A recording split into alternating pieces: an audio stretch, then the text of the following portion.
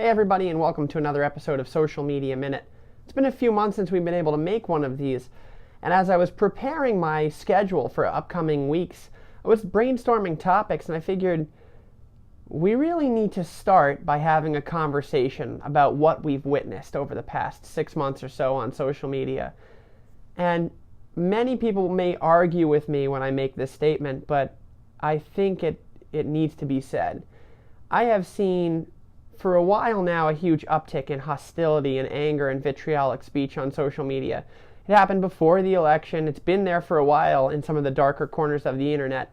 But over the past 6 months, what I've really seen is that things have become mainstream.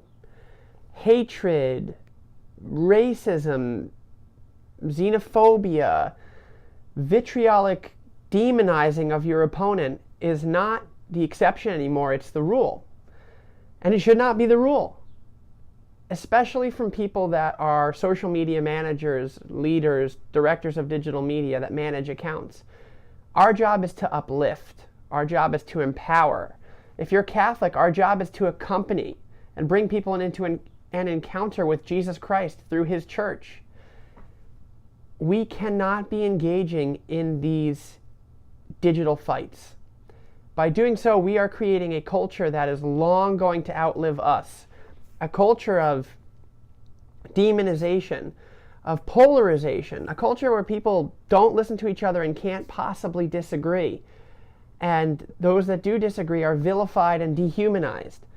That's what's really bothering me. I've seen really a massive, not orchestrated, but attempt at dehumanizing our opponents and those that disagree with us. And that's not okay. We can't do that. So no matter what side of the aisle you fall on any issue, our job is to uphold and respect the sanctity and dignity of human life. And part of that is recognizing that the person behind the Twitter account, the person behind the Facebook account, even though you disagree with them, is a human person.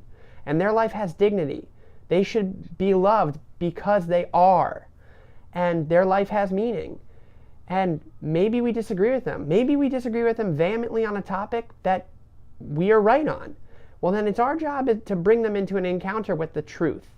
It's our job to do so in a way that's not going to alienate them or those that agree with them. It's our job to practice what we preach. One helpful thing that I remember, particularly in Catholic social media world, is both on my personal account and on my professional accounts, is I really try to think, honest to goodness, what would Jesus tweet if he were here? What would he say? What would he expect me to tweet? And if, God willing, I get up there to the pearly gates, and it's how many souls did you bring me, and did you encounter me in the sick and the hungry and the thirsty? I'm going to be held responsible for what I say online to other people and what I do and how I can bring them into an encounter with the Lord. So use our online presence as an extension of ourselves. We want to put our best foot forward and empower other people and love other people. So let's do that as we do that in real life on social media.